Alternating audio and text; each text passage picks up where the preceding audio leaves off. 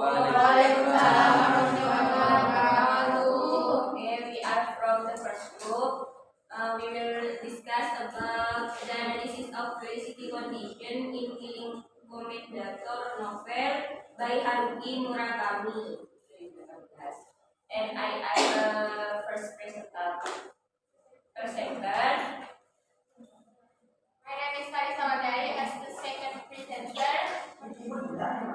Desha Pujani as first presenter. And Hamid Mahadia as fourth presenter. And Afifa Mahalia as the fifth presenter. And Ahmadullah as the sixth presenter.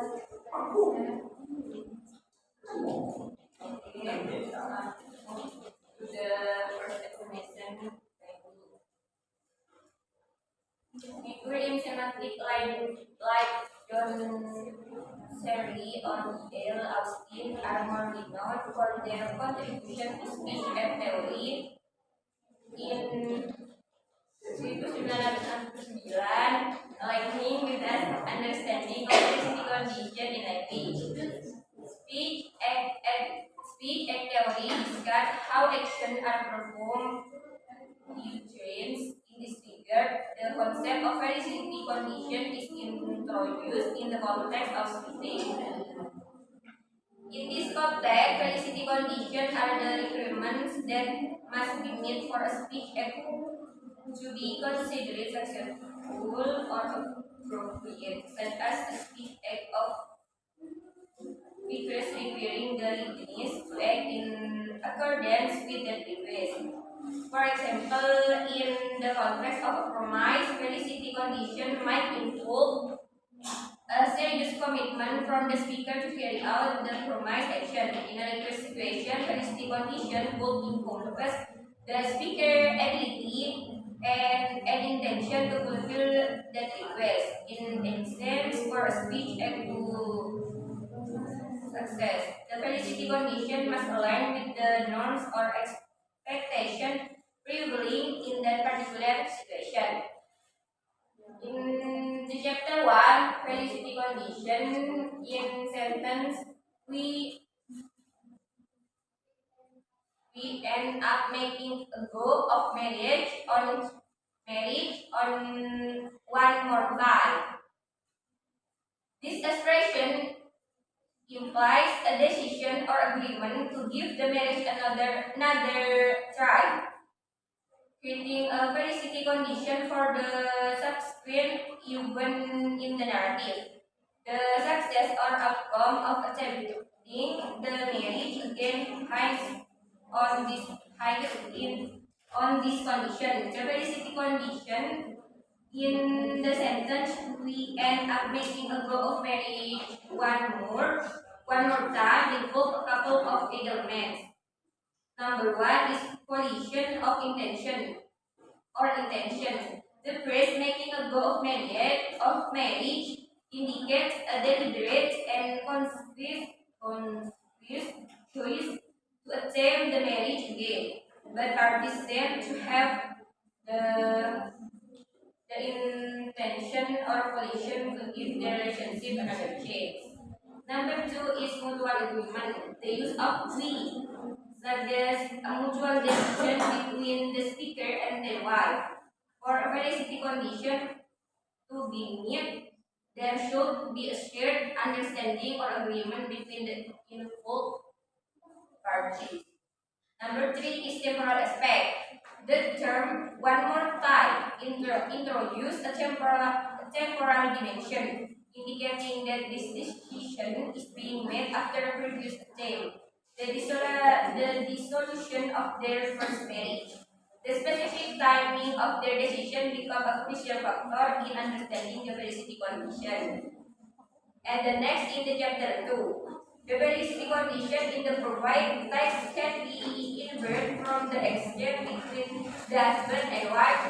The wife's statement, "I don't want to know, I don't want to think about those things," implies a condition where the husband refrains from asking specific detail about her relationship with someone else. The husband complains with this condition become a factor in the in the continuation of the conversation and the interaction.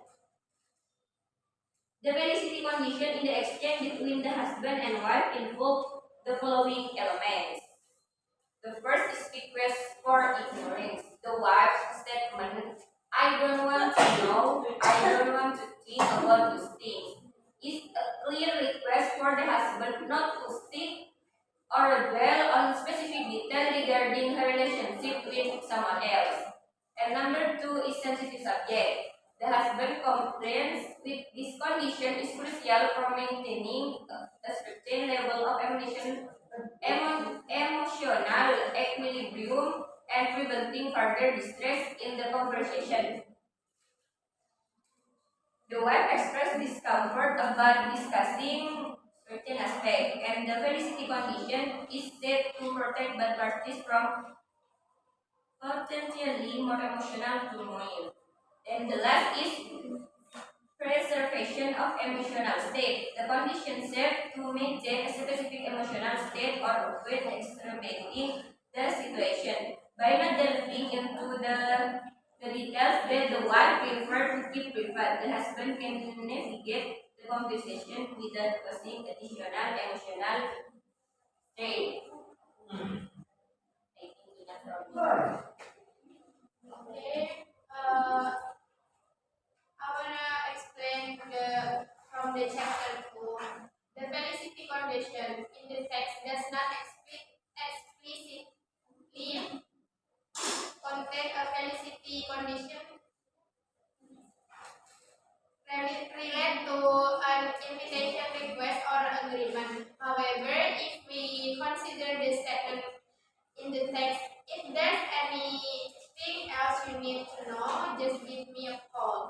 Made by the woman, it presents a condition where the recipient or the person moving into the house is invited to contact her if they have further questions or need additional information. This can be seen as a kind of felicity condition, establishing an open invitation for communication. The person moving in has the option to call if they require more details, creating expectation for potential future interaction. The felicity condition in the sentence, if there's anything else you need to know, just give me a call, involves the following elements. 1. Over the assistant. The woman is extending an offer to provide assistance or information if the person moving in has any further question or concern. 2. Open invitation. The phrase just give me a call serve as an open invitation for the person to reach out. 3. Implied agreement. By offering her contact information and suggesting a call, the woman is establishing an implied agreement that communication is welcome and encouraged. 4. Establishing accessibility. The condition sets the expectation that the woman is accessible for inquiries, fostering a sense of support and connection between the new resident and the person providing information about the house. In the chapter 4, from the text, if he had not been there, I might very well have lost my life in the darkness with no one ever the wizard. This sentence implies a condition or the presence of the present that, if not fulfilled, would have led to a different and potentially undesirable outcome, losing life and darkness. The felicity condition in the sentence includes a hypothetical scenario and a crucial condition. 1. Hypothetical scenario. The sentence introduces a hypothetical situation that did not actually happen, losing one's life in the darkness. 2. Crucial condition. The fulfillment of the condition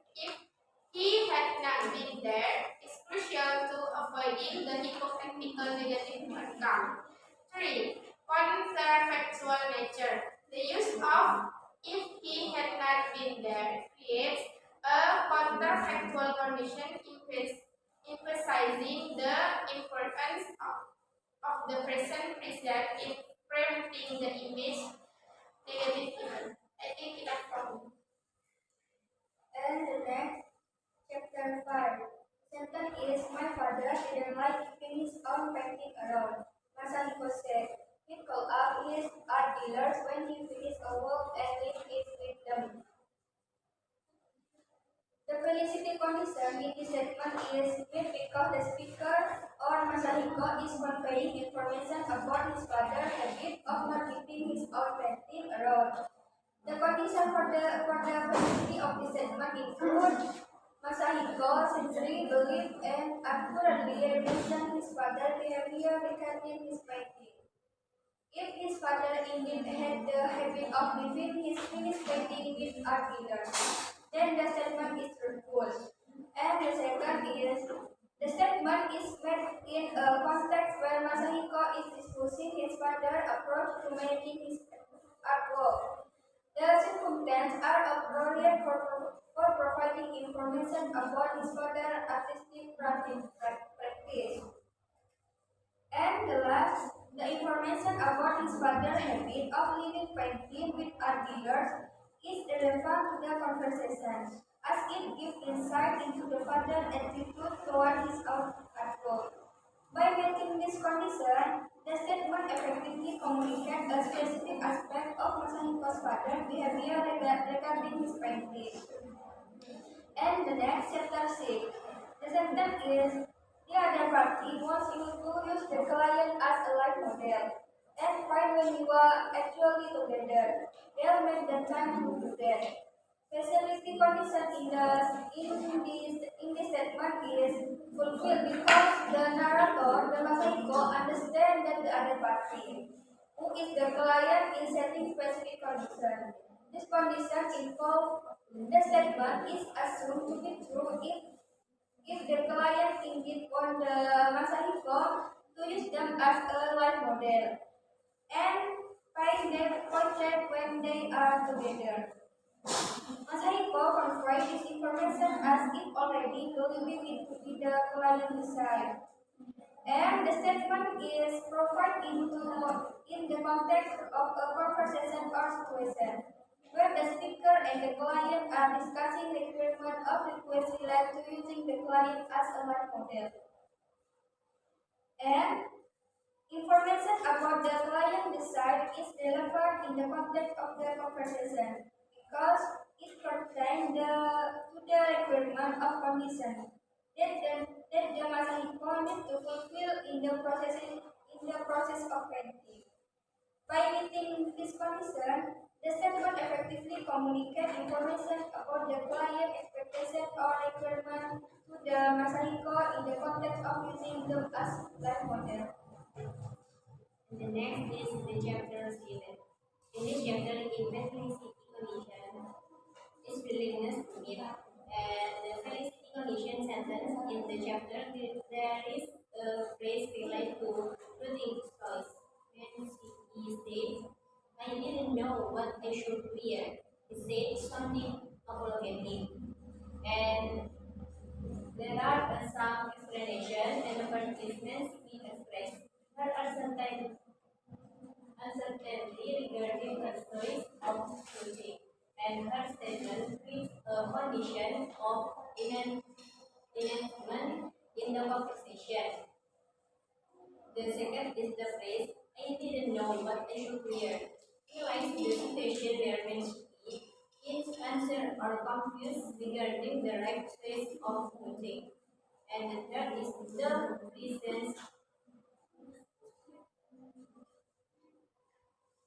presence of hint of apology in the intonation of the soil of the voice, sounding apologetic, shows respect and the desire to answer the meeting goes well. And the fourth is the context of speech and theory. The success of this speech depends on the renders positive response to meningitis uncertainty, which then creates an open and collaborative atmosphere. In other words, meningitis willingness to express uncertainty regarding the choice of clothing is a felicity condition sentence because felicity condition sentence because it creates condition in which the conversation can continue smoothly, creating a good basis for collaboration between painter and silent. The next is chapter 15. Felicity conditions in the text are not explicitly mentioned, but several elements related to potential felicity condition in the context is of speaking or communicating can be identified. Number one is sincerity. In the relationship between the narrator and Mr. Meshiki, there is an effort to understand whether the information provided by Mr. Meshiki, especially regarding his identity and intention, is presented honestly. And number two is appropriateness. The aspect appears when the narrator considers whether the act of accepting the portrait painting job from Mr. Meshiki is the right and appropriate decision. And number three is recognition. There is an effort to find information about Mr. Meshiki both through online search and through conversation with others shows the need to recognize and understand this figure. And number four is cooperativeness. The narrator tries cooperative with other people, such as men, Masahiko, and the woman he sleeps with to get information about Mr. Meshiki. Such cooperation in achieving better understanding. It is important to note that this element specifically refers to the theory of felicity condition in pragmatic linguistics, but rather to elements that support the success of conversation or communication in general context.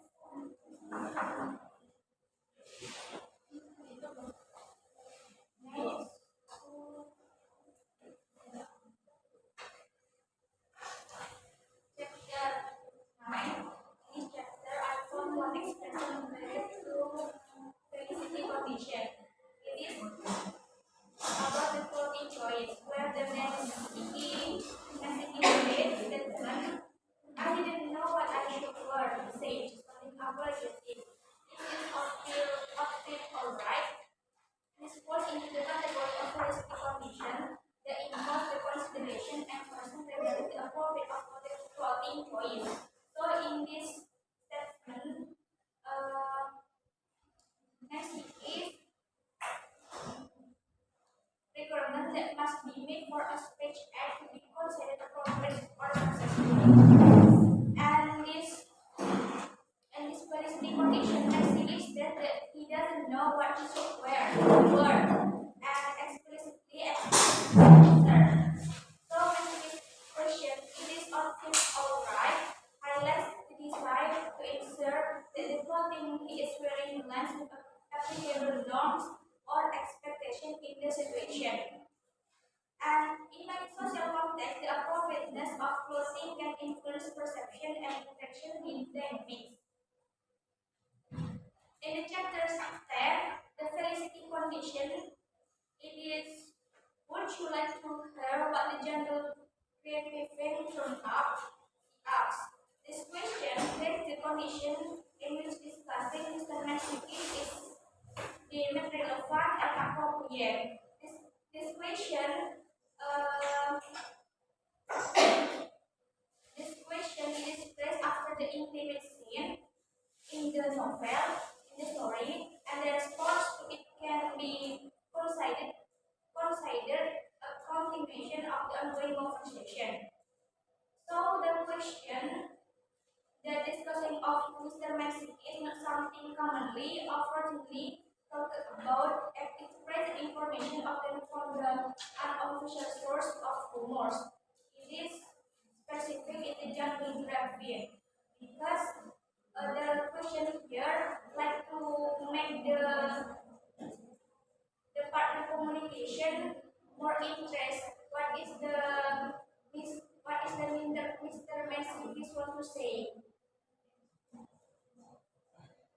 So, the use of the phrase "would you like to hear" emphasizes that the information to be conveyed is an offer from Mr. Messi. The expression of this question gives the impression that the information to be hold a specific value or importance in the question. Next. Chapter 11, including complementary policy conditions in chapter 11 with the phrase "unlike scientifically or everything" could be seen as an example of the policy of lasting relationship or the policy of opposition. This occurs when one draws a broad conclusion based on insufficient evidence or limited example. The similarity in the portrayal of moonlight shining beautifully on everything may set up an expectation of tranquility or resolution. However, Murakami often employs such description to readers into a false sense of security. The fallacy lies in assuming that the outward appearance accurately reflects the true nature of the event or character involved. Generally, on board, the reader may discover that there are hidden complexities and darker aspects beneath the surface, challenging the initial perception created by the moment scale. Chapter 11, including commentary chapter 11, featuring the nameless movement, would involve the fallacy of equivocation or ambiguity. The term nameless movement introduces an element of uncertainty and loss of specificity. This fallacy occurs when a word or phrase is independent with an argument leading to confusion or misinterpretation. The ambiguity surrounding the movement nonetheless may be intentional, creating a sense of mystery or implication. It could represent a symbolic or metaphorical element in the narrative, challenging readers to question the significance or identity and the role of the character in the unfolding story. As readers navigate both the fallacy may be resolved or demanded visually more about the character's true nature and purpose.